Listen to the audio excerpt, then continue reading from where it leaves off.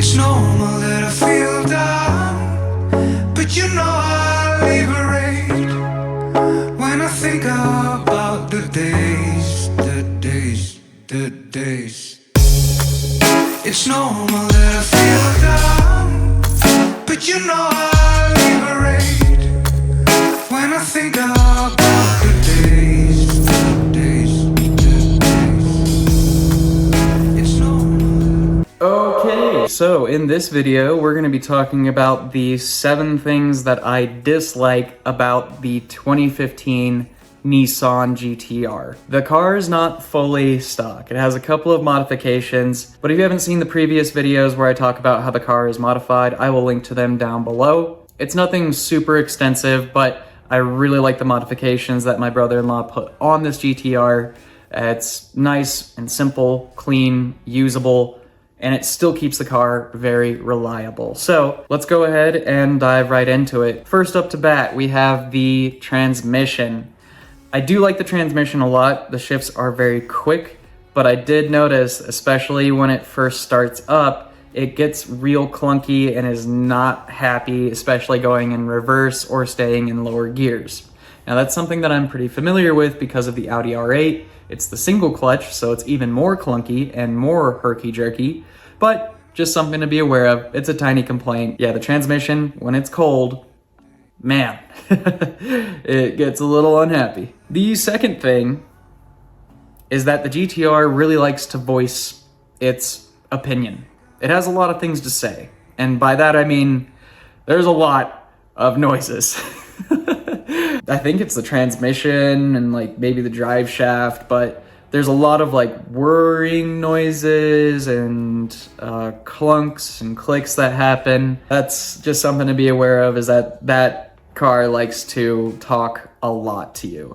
It's not like the interior is like shaking apart by any means. I don't think the car is old enough to have that happen yet. It still feels very solid in there and very quiet, but just when you're like downshifting and stuff, it's it talks a lot to you. Now, in the previous video, I did mention that the exterior is one of the things that I really enjoy about the car. There's only one caveat to that, and it's the front. I love the headlight design, but the front of the car doesn't quite do it for me.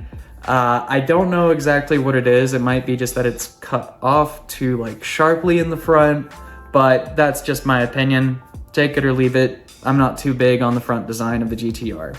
The fourth thing that I dislike about the GTR is kind of a trivial one, but it's the trunk button. When I hopped into the GTR, obviously I knew that I could hit the trunk release on the remote, but if I wanted to release the trunk from the inside, there's a button for it and it's on the left. I couldn't figure out at first how to get that button to function. I was like, do you press it? Do you press it? Do you like push it up towards the ceiling? And then it's actually, you press it down. So it was just a little bit confusing at first. And it feels kind of weird when you use the trunk button. I don't really know how else to say it. It's a weird one. The fifth thing that I wish the GTR had was a bump shifter. So with the GTR, you do have the paddle shifters, but it doesn't have the option to press the shifter forward or back to downshift or upshift. I would like that. I found myself reaching for it over and over. It's just because I have a habit of doing that because of the R8, and it has that functionality, as well as the Mazda Miata being manual. So that's the only thing that I wish that it had there. Now the sixth thing, and this is probably the thing that I hate the most about it, there's no armrest. I mean, there is an armrest, but it's pretty far back, and whenever I'm driving, I always like to have my right arm pinned on an armrest, so that way I can basically farmer drive the damn car, like I do in the Miata and the R8 and the Silverado. But yeah, the armrest was too far back, and there's not any way that you can move it more towards the front of the car. So yeah, the armrest, not a big fan of it. The seventh thing that I dislike about the GTR, and I can't seem to break this habit, is the door handles on the interior.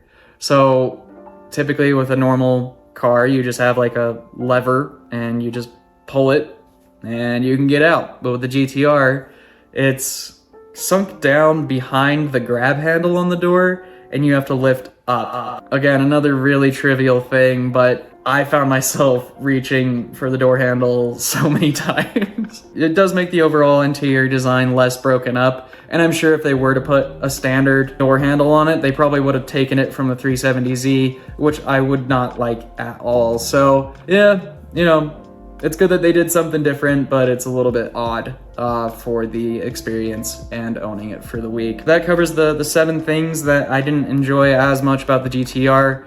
They're extremely trivial, and honestly, I am surprised there are not more R35 GTRs out on the road. I think they make an incredible first supercar for those that are looking to hop into something of that caliber. You know, it's safe, looks good, sounds good, the gas mileage isn't bad. It's just got a really compelling package, and it's still very practical. So I think that's gonna do it for this video, guys. It's probably gonna be another shorter one.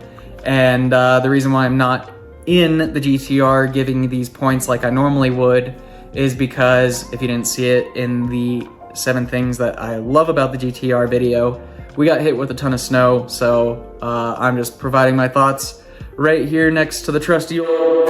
Yeah, hopefully you guys enjoyed it, and if you've driven a GTR in the past, I would love to hear what you did not enjoy about it. Feel free to comment below. I'm gonna respond to every single one of them, so I appreciate you guys, and as a reminder, I upload every single Sunday, so we will see you in the next one.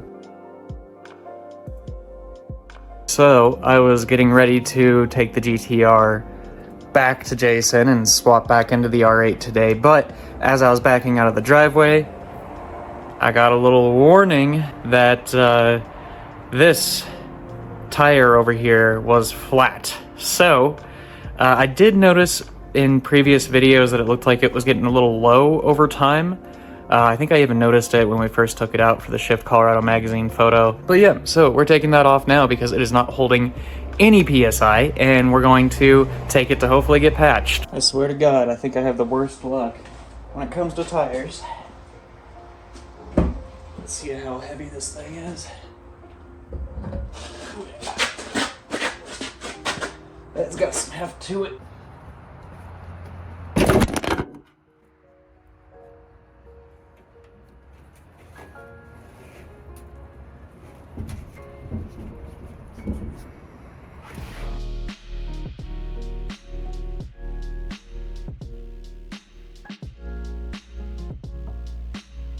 Okay, so we just dropped it off at this discount tire. I've actually seen some exotic cars getting done here a decent amount. Like I've seen a Gallardo and a Huracan. But anyways, they looked up Jason's account. Turns out here is where he got some of his tires back in 2021. We'll see what is going on with that in about an hour. Okay, well, turns out that it was a super slow leak, and it was all around the outside of the bead, which is very interesting. They said that the wheel's not bent or like corroded or damaged in any way. The tire's perfectly fine. So I'm not sure. It just seems like maybe the tire isn't seating quite properly on there. But either way, they've got it on there solid now. Maybe it just needed to be rebeaded and like sealed a tiny bit, but it seems to be holding air now, which is fine. I'm gonna go slap the wheel back on and give Jason an update. So glad it wasn't anything worse.